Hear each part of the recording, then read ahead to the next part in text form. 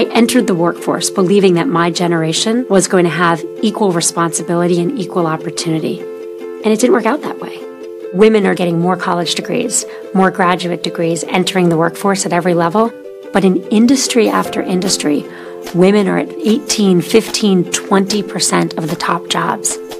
Women are held back by many things. We're held back by bias, by lack of flexibility, by lack of opportunity. We also hold ourselves back. We don't sit at the table. We don't raise our hands. We don't let our voices be loud enough. I remember my first day at Facebook, driving to this new job and this hard job and not being sure I could do it. I think about all the moments when I just didn't believe in myself. Every test I was sure I was about to fail. Every job I wasn't sure I could do. It was after watching so many women quietly lean back, after watching myself quietly lean back and miss opportunities, that I started to see the pattern and started to talk about it. Why does this matter? Boy, it matters a lot, because no one gets to the corner office by sitting on the side, not at the table.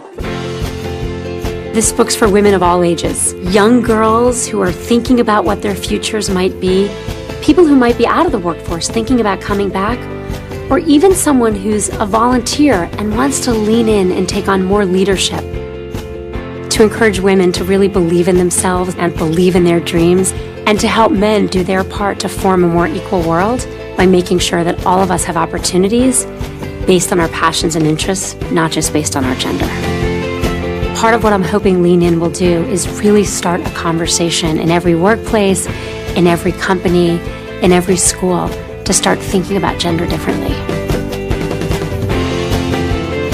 I believe the world would be a better place if half our companies and half our countries were run by women and half our homes were run by men. This is about believing in yourself.